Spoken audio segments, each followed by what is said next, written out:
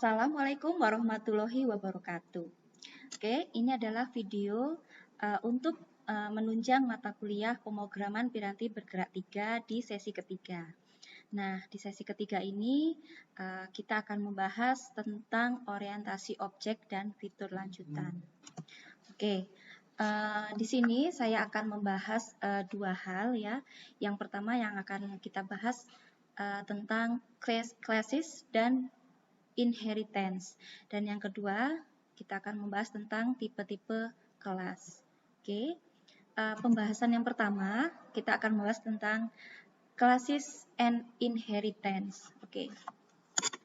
Nah, ketika kita belajar sebuah bahasa pemrograman yang berorientasi objek, nah tentunya kita bisa harus memahami suatu konsep tentang sebuah kelas gitu ya. Nah, struktur kelas dalam Kotlin ini sedikit berbeda dengan bahasa yang lainnya. Nah, kenapa di struktur kelas di bahasa Kotlin ini lebih sederhana dibanding dengan di struktur bahasa Java yang pernah kita pelajari di pemrograman piranti bergerak 1 dan 2. Nah, untuk mendeklarasikan sebuah kelas cukup dengan kata kunci kelas yang kemudian diikuti dengan nama kelas tersebut. Nah, bisa Anda lihat di sini di contoh sebelah kanannya, kelas, kemudian kita beri namanya user, kemudian kurung kurawal sebagai tanda bikin N-nya.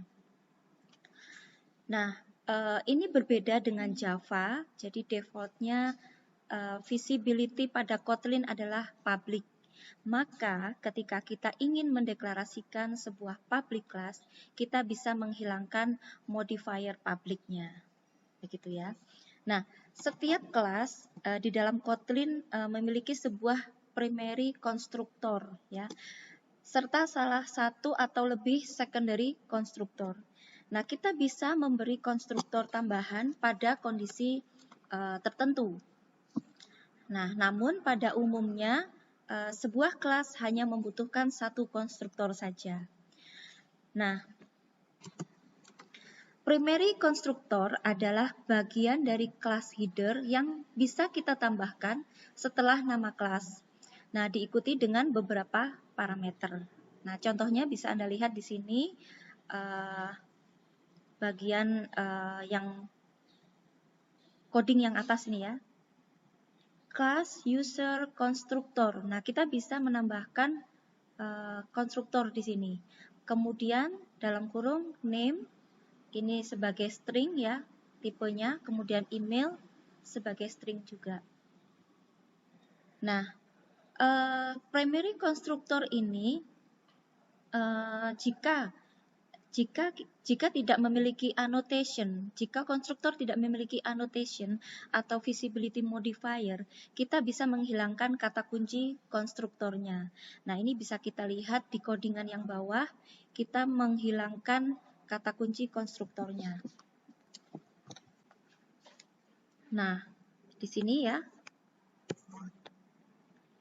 Di sini konstruktor bisa dihilangkan, di sini sudah tidak ada kata kunci konstruktornya. Nah, kemudian jika kelas tersebut tidak memiliki konten, kita bisa menghilangkan bracket-nya. Nah, seperti yang Anda lihat codingan yang ini, codingan yang pertama ini di sini sudah tidak ada bracket-nya. Nah, kita bisa menambahkan body konstruktor di dalam initializer block dengan kata kunci init. Nah, seperti yang Anda lihat di codingan yang di bawah ini, kelas user name .2 string, email .2 string, kurung kurawal. Nah, di sini ada init. Nah, di sini kita bisa menambahkan kata kunci init di dalam initializer block dengan kata kunci init seperti ini.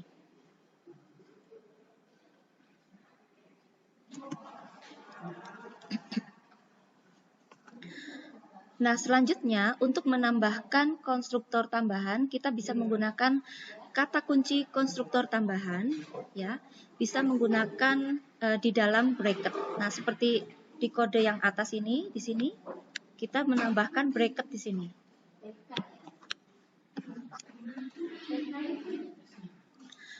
Untuk mendelegasikan konstruktor lain dari kelas yang sama, cukup menggunakan kata kunci this. Nah, di sini ya, contohnya. Membahas classes pasti tidak jauh dengan yang namanya inheritance ya. Inheritance ini atau bisa disebut dengan pewarisan adalah sebuah mekanisme yang memungkinkan sebuah subclass mengambil isi atau konten dari superclass. Nah, semua kelas pada Kotlin memiliki superclass any yang merupakan default super untuk sebuah kelas yang tidak mendeklarasikan supertypes. Nah, ini contohnya kita tinggal menuliskan kelas, kemudian diikuti dengan nama kelasnya user. Nah, any hanya memiliki beberapa metode yang sama dengan objek, yaitu equal, hashcode, toString dengan ditambahi kurung-kurung di bawahnya. Jadi, kita tidak perlu secara eksplisit mengextend kelas any, ya, karena kelas tersebut secara default akan mengextend kelas any. Nah, kelas any ini mirip, namun tidak sama dengan objek pada Java, gitu ya. Oke, untuk memahami konsep inheritance atau tentang pewarisan, silakan diperhatikan codingan yang ada di slide ini, gitu ya. Nah, dari dua codingan ini terdapat dua kelas, di mana di sini ada kelas user dan kelas student. Nah, dua kelas di samping ini menjelaskan bahwa kelas student mengextend kelas user. Ya. Di sini bisa Anda lihat kelas student. Dia mengextend kelas user. Namun akan terjadi error pada kode ini. Hal ini disebabkan karena di dalam Kotlin secara default sebuah kelas dan metode akan bernilai final.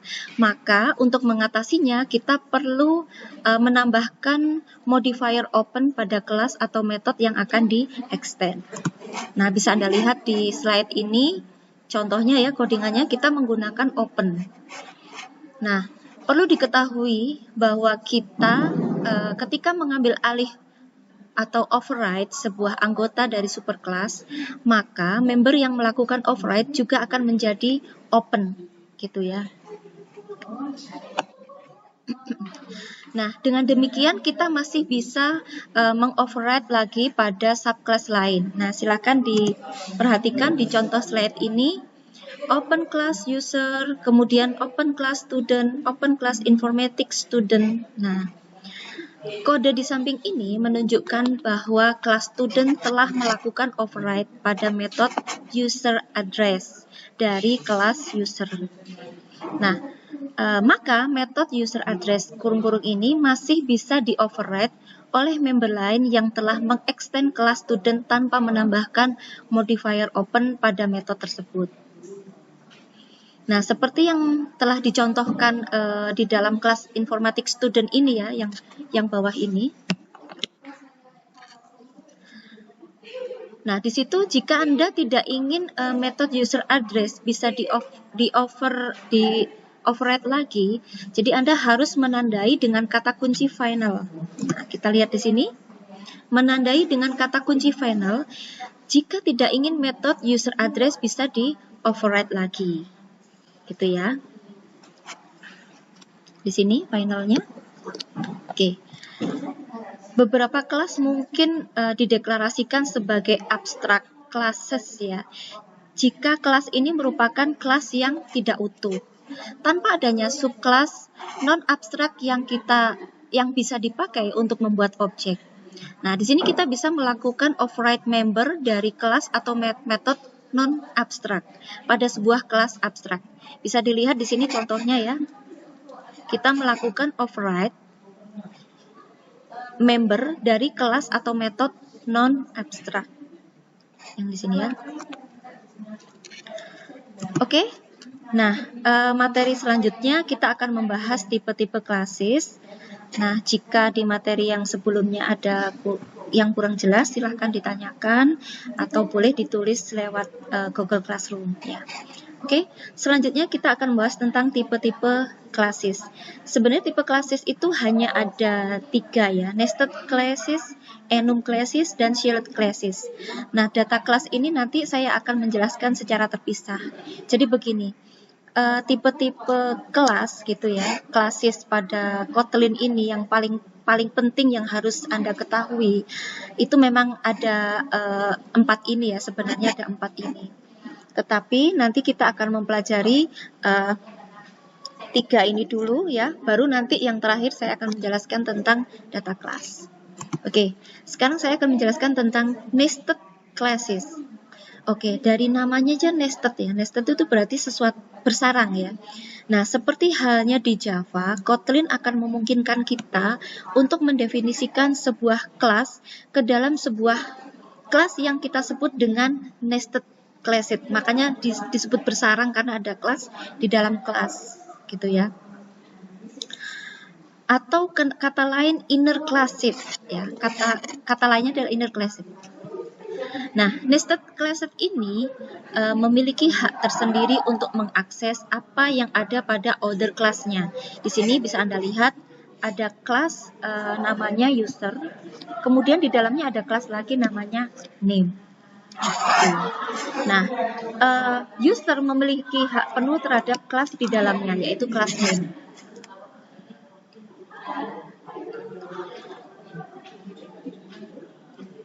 Nah, sebaliknya, other class tidak dapat mengakses apa yang ada di inner class, seperti itu ya. Nah, untuk mengakses sebuah nested class pada Kotlin, caranya memang sedikit berbeda dengan ketika kita menggunakannya di Java. Nah, kenapa bisa begitu? Itu disebabkan karena kita harus menambahkan modifier inner untuk menandai bahwa kelas tersebut merupakan sebuah kelas nested class. Nah, ini dilakukan agar kelas yang kita tandai sebagai nested class dapat diakses dan menggunakan dan mengakses apa yang ada pada kelas yang lain. Nah, termasuk juga bagaimana cara membuat sebuah kelas nested class. Nah, untuk menambahkan modifier inner untuk menandai bahwa kelas tersebut merupakan sebuah kelas nested class, di sini bisa Anda lihat di contoh ini ya. Di sini codingan yang ini. Nah, dari codingan ini untuk mengaksesnya maka kita perlu sebuah instance dari other class. Nah, di sini contohnya.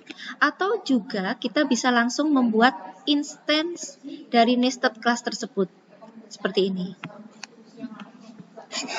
Oke, itu tadi adalah penjelasan tentang nested class. Nah, untuk tipe kelas yang kedua, ada yang namanya enum class. Teman-teman pasti juga nggak asing ya dengan namanya enum. Nah, enum ini merupakan kumpulan objek yang telah didefinisikan menjadi tipe data konstan. Objek yang telah didefinisikan menjadi tipe data enum dapat mengakses atribut atau metode di dalam kelas enum itu sendiri. Nah, ini contohnya ya.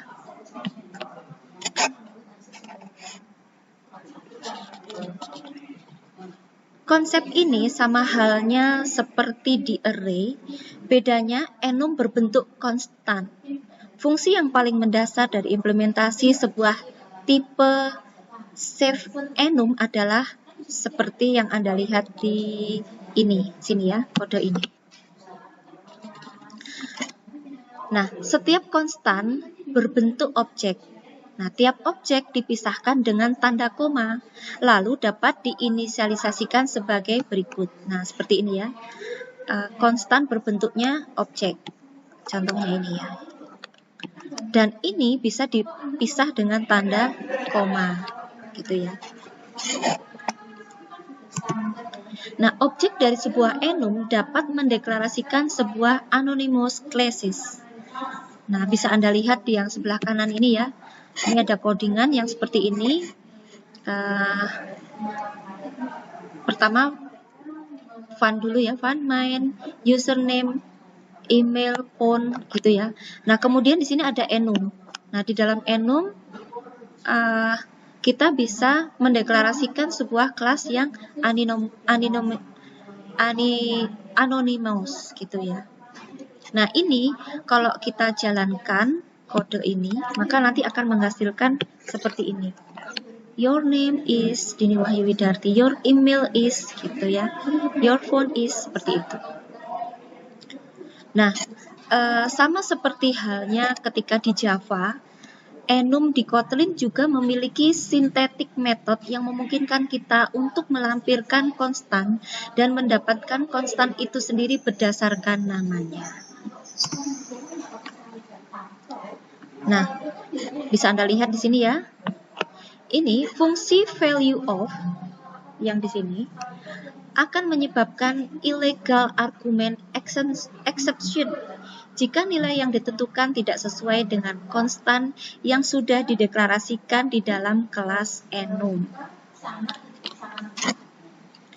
Nah, terhitung dari Kotlin versi pertama, yaitu versi 1.1, fungsi value of akan memungkinkan kita untuk mengakses konstan yang berada dalam kelas enum.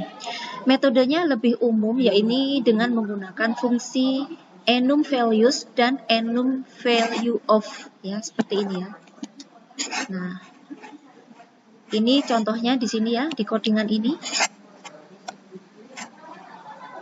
Setiap konstan memiliki properti untuk mendapatkan nama serta posisinya di dalam kelas enum yang sebelumnya sudah dideklarasikan. Nah, kemudian yang ketiga ada select classes. Ya. Select classes ini digunakan untuk merepresentasikan hierarki kelas yang dibatasi. Nah, di dalam select class, suatu nilai hanya dapat menjadi salah satu tipe dari beberapa yang kita berikan. Dalam hal ini, select class memiliki kesamaan layaknya seperti enum class yang dibahas sebelum ini. Nah, perbedaannya apa dengan enum class? Di select class ini, subclass dari select class ini bisa memiliki multiple instant case, sedangkan di enum class hanya bisa memiliki single instance. Nah, ini ada beberapa hal yang perlu dicatat dari select class. Di sini bisa Anda lihat di sini bahwa semua subclass dari select class harus berada pada berkas yang sama di mana select class tersebut dideklarasikan. Nah, kemudian secara default select class memiliki modifier abstrak. Ya. Kemudian select class tidak diizinkan untuk memiliki non-private constructor karena secara default select class memiliki private constructor. Nah, ini adalah contoh dari select class yang kita akan membuat suatu select class operation di mana terdapat kelas untuk menerapkan operasi bilangan bulat. Ya, silakan dilihat di sini. Pertama, select class-nya seperti ini caranya. Nah, selanjutnya dari yang ini kita akan menggunakan fungsi when, di mana when expression ini untuk ngecek tipe apa yang digunakan dari kelas operation tersebut. Nah, ini di sini. Seperti yang Anda lihat di sini ya, silakan diperhatikan. Nah, kemudian tidak perlu lagi kita menggunakan else statement karena kita sudah memasukkan semua tipe dari class operation. Ya, tipe kelasnya sudah kita masukkan. Nah, lain halnya jika kita tidak memasukkan salah satu tipe yang menjadi bagian dari select classes. Akibatnya akan terjadi error pada when expression dan program tidak bisa dijalankan. Nah, selanjutnya kita akan menguji fungsi ini. Kita uji gitu ya.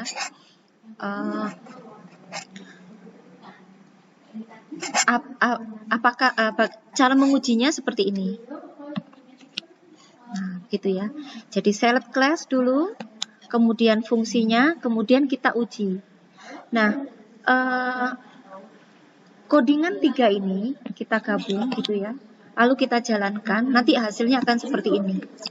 Mengapa demikian? Di sini kita bisa lihat bahwa di sini sudah ada variabel yang namanya operasi, di mana variabel operasi itu kita menggunakan add ya, penambahan dari variabel pertama adalah 30. Kemudian kita dapatkan hasilnya jika dieksekut dengan angka 40. Artinya jika 30 dilakukan penambahan atau add ya dengan angka 40. Nah, di sini diharapkan resultnya adalah hasil dari ini.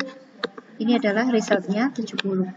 Nanti kalau kita coba di sini angkanya diganti menjadi 10, ini juga 10 misalnya, nanti hasilnya akan muncul 20. Seperti itu ya. Oke, itu tadi tentang tipe kelas yang sudah kita pelajari. Ada tiga tipe kelas ya. Ada nested class, enum class, dan select classes. Oke, materi yang terakhir saya akan membahas tentang data classes ya. Nah, kelas data atau dengan kata lain data classes ini adalah jenis kelas yang dapat menghindari kita dari boilerplate di Java. Boilerplate itu adalah codingan yang terpaksa harus kita ulang-ulang lagi gitu ya. Memang caranya seperti itu. Jadi teman-teman kalau dulu waktu ngoding pakai pemrograman piranti bergerak 1 dan 2, kita kan sering mengulang-ulang kode gitu ya. Memang caranya seperti itu. Kayak kita mau memanggil gitu ya, manggil metode, binding dan seterusnya, itu yang disebut dengan boilerplate. Itu sebenarnya kalau di sini di Kotlin itu tidak bisa dihindari gitu ya. Nah, di sini kita bisa menghindari boilerplate seperti di Java saat kita membuat POJO. Apa itu POJO? POJO itu singkatan dari Plain Old Java Object. Apa itu? Itu adalah kelas Java di mana kelas tersebut berdiri sendiri. Berdiri sendiri itu artinya dia tidak tergantung pada kelas lain dan tidak menggantungkan kelas lain, dan juga tidak diimplementasi oleh interface lain. Itu yang kita sebut dengan POJO. Nah, kelas ini ya, ini digunakan untuk menjaga keadaan atau state-nya. Jadi operasi yang dilakukan pun sangat sederhana. Ya, salah satu ciri dari sebuah data class adalah di dalamnya terdapat getter and setter.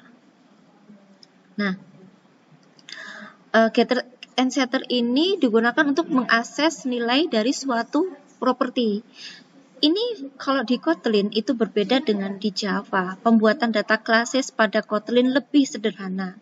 Jadi kita bisa menuliskannya hanya dalam satu baris aja. Kalau yang ini, nah ini contohnya. Data classes juga bisa mengatur nilai default dari sebuah properti. Ini contohnya ya. Kita bisa menuliskan dalam satu baris. Nah, dengan sebaris kode ini, hanya satu baris kode ini saja, kita sudah bisa memanfaatkan konstruktor, getter, dan setter dari data class student. Nah, cara penggunaannya pun juga sangat mudah gitu ya. Nah, menggunakan kelas data kita dapat menggunakan fungsi seperti ini ya, equal, hashcode, dan copy.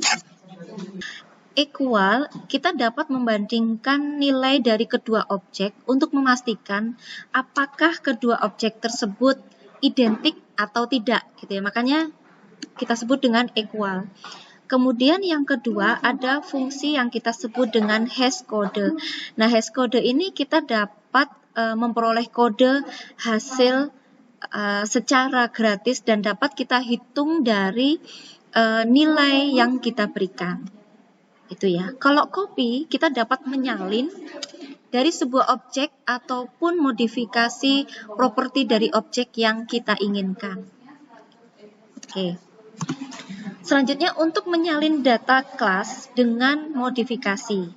Nah, saat kita menentukan sebuah properti pada data kelas menggunakan immutable gitu ya, menggunakan immutability, maka kita akan membutuhkan sebuah instan baru untuk mengubah nilai dari suatu objek. Nah, dengan demikian kita harus memodifikasi properti yang kita maksud. Tugas ini akan berulang dan membuat kode yang kita tulis akan jauh dari paradigma clean code gitu ya. Nah, untuk mengatasinya kita perlu menggunakan fungsi copy yang bisa menyalin sebuah objek ataupun modifikasi properti dari objek yang kita inginkan.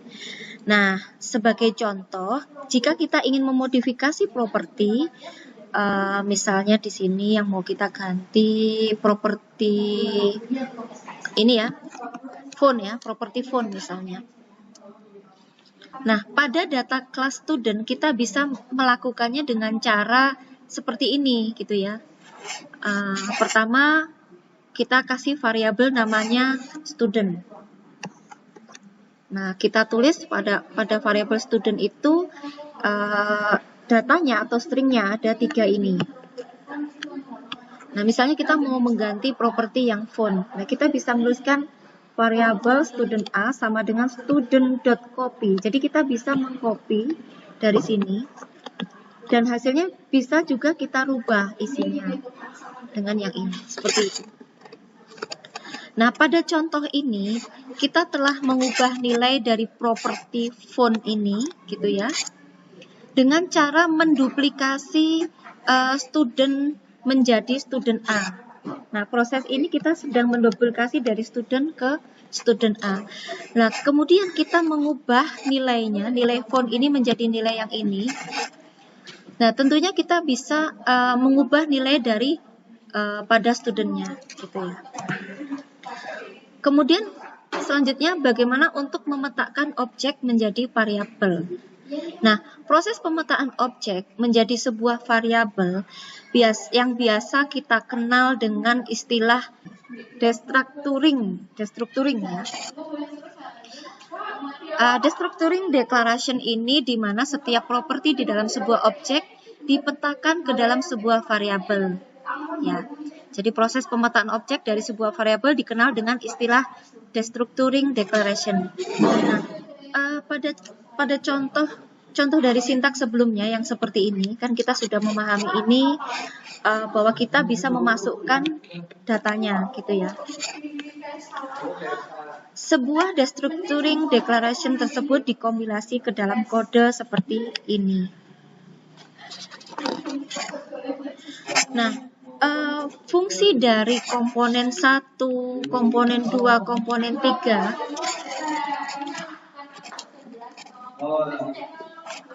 adalah contoh lain dari prinsip konvensi yang banyak digunakan pada Kotlin. Adapun bisa berada di sisi kanan dari destructuring declaration selama jumlah komponen yang dibutuhkan dapat dipanggil di atasnya. Nah, perhatikan bahwa fungsi komponen 1, 2, dan 3 ini gitu ya, komponen ke n kurung-kurung begitu ya, itu harus ditandai dengan operator yang bisa digunakan dalam proses pemetaan objek. Oke, demikian untuk materi kita tentang objek oriented dan fitur lanjutan. Jika ada pertanyaan, teman-teman bisa mengajukan pertanyaan di kolom komentar di Classroom atau mungkin bisa di WhatsApp. Untuk kali ini saya harap teman-teman bisa mempelajari video ini. Jika kesulitan juga bisa diulang dan ditonton kembali. Kita akan bertemu pada materi selanjutnya masih tentang objek oriented dan fitur lanjutan, karena kita nanti akan masih membahas seputar ini. Rencananya akan bahas tentang visibility modifier dan seterusnya. Oke, sampai jumpa. Wassalamualaikum warahmatullahi wabarakatuh.